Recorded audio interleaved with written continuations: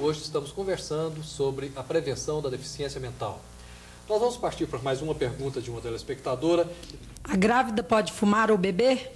Respondendo a essa pergunta de fumante e alcoolismo, eu contraindico formalmente o uso de fumo durante a gravidez e álcool, a não ser bebidas alcoólicas tomadas socialmente, que isso aí não vai levar a nenhum transtorno para o feto. Mas naquelas pacientes que fazem uso crônico, uso diário de álcool, essas aí vão levar lesões, vão levar prematuridade, vão levar insuficiência placentária, principalmente o cigarro, vão levar crianças de baixo peso, crianças prematuras, e com isso levar essas crianças uma diminuição do sistema nervoso central. De oxigenação. De oxigenação. E funcionamento também, né? Funcionamento e leva também à lesão cerebral. Né? A respeito, você queria saber uma outra... Hipertensão.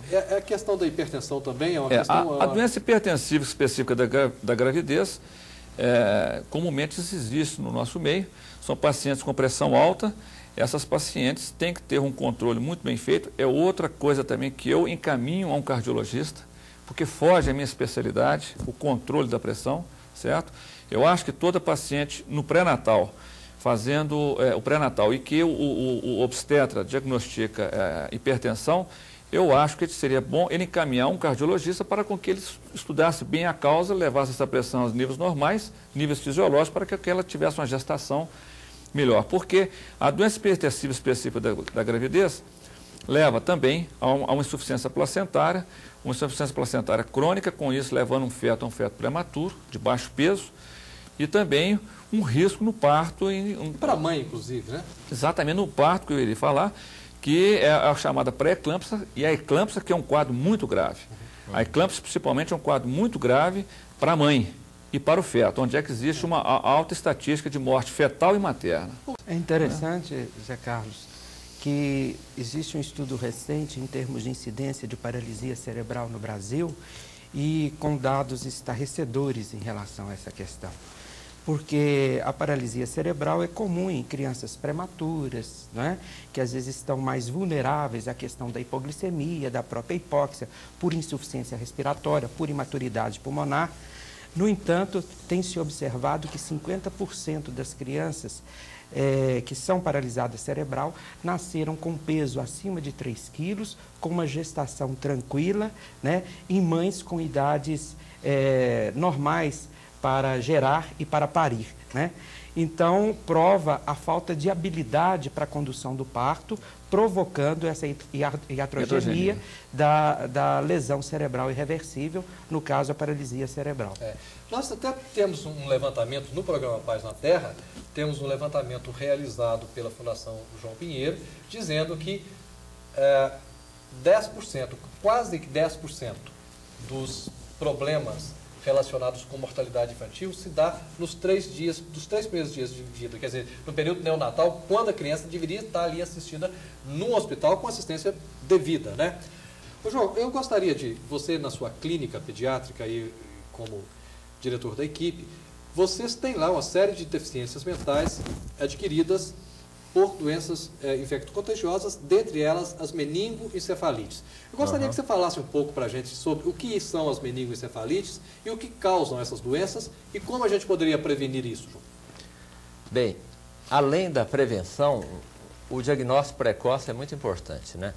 Se você pega uma criança com meningoencefalite, ou meningite, ou encefalite, você fazendo o diagnóstico precoce, você poderá fazer com que aquela criança tenha um prognóstico melhor.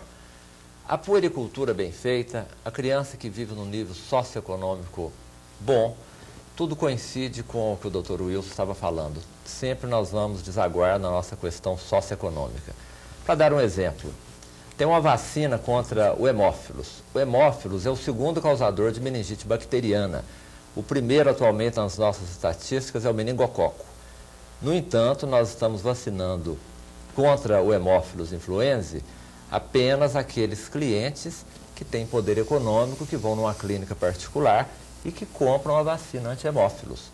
Eu acho que cabia ao nosso governo importar a vacina anti-hemófilos e dar acesso a todo brasileiro a essa vacina. Inclusive está havendo agora recentemente, ou houve recentemente no mês passado, uma epidemia em alguma região central de São Paulo, de alguns municípios de São Paulo, de meningite por hemófilos influenza. E a faixa etária predileta para o hemófilos é geralmente de 6 meses a 1 ano é o pico, mas além de 1 ano, indo até 4 anos, ainda há uma grande incidência de meningite por hemófilos. Acima de 4, 5 anos, a gente não preocupa com o hemófilos. Valeria a pena a vacinação das crianças contra hemófilos e a meningite? Porque a meningite hoje é só do tipo B, não é a vacina? Nós estamos tendo uma endemia de B e tivemos em 75 para cá a entrada do meningococo B, né? Inclusive o governo fez uma experiência aí com a vacina importada de Cuba. Foi. E antes era epidemia de A e de C. Atualmente o meningococo, como você mesmo disse, é o B que tem feito endemias aqui.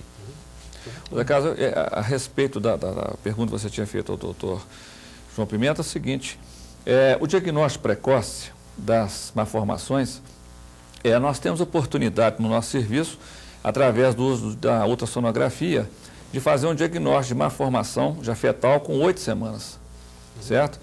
Nós temos um contato muito grande com o professor Bonini na Espanha, e através da ultrassonografia, hoje, eu tenho condição de dar um diagnóstico de malformação. Nesse caso, eu gostaria de saber a sua opinião.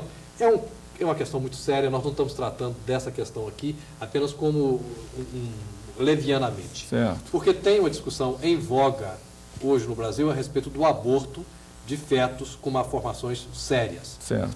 Inclusive 2 pessoas, 2 ginecologistas e obstetras da Universidade de São Paulo, assumiram que eles que estavam fazendo abortos com fetos muito mal formados e uma série de organizações, eu acho que o AB entrou na justiça para saber o que é isso.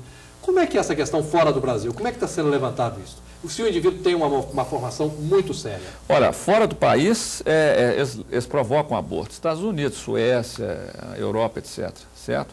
Agora, aqui no Brasil, respondendo por mim, eu sou totalmente contra, entende, o aborto. Então, foge aos meus princípios morais, éticos e religiosos. Certo? Então, eu não critico quem faça, quem se submeta. Eu já tive a oportunidade de algumas pacientes minhas diagnosticadas uma formação, inclusive pacientes com rubéola no primeiro trimestre, e que fizemos o estudo através do vírus corial, existiam possibilidades realmente altas de má formação naquelas crianças, entende? E o casal optou por fazer o aborto e eu encaminhei o caso e realmente eu não fiz. É um problema de formação de furo íntimo, certo? Na realidade, nós que trabalhamos diretamente com a pessoa portadora de deficiência e que criamos possibilidades, inclusive, de crescimento e de habilitação mesmo para a vida, e conhecendo de perto o seu dia a dia e suas grandes possibilidades, nós somos totalmente contra o aborto de uma pessoa que possivelmente foi diagnosticada e que realmente seria uma pessoa portadora de deficiência. E na verdade, inclusive, Eduardo, a questão é limitação em alguns aspectos da vida, não é isso? Justamente. Que vem apresentar e pode isso ter é importante. Outros aspectos muito bem desenvolvidos. Porque quando nós estamos aqui discutindo a questão da prevenção da deficiência, eu acho que isso é um direito da população e nós temos que lutar por isso, mas não significa que nós somos contra a vida das pessoas portadoras de deficiência. Eu acho que isso é muito importante, porque de repente falarmos sobre prevenção da deficiência, poderemos estar reforçando o preconceito em relação às pessoas portadoras de deficiência já vivas, nascidas, e que estão aí mostrando grandes possibilidades. Assim é também com o programa Paz na Terra, claro. Nós estamos aí, inclusive a gente é médico e milita demais da conta com o Eduardo aqui, João, na área da reabilitação.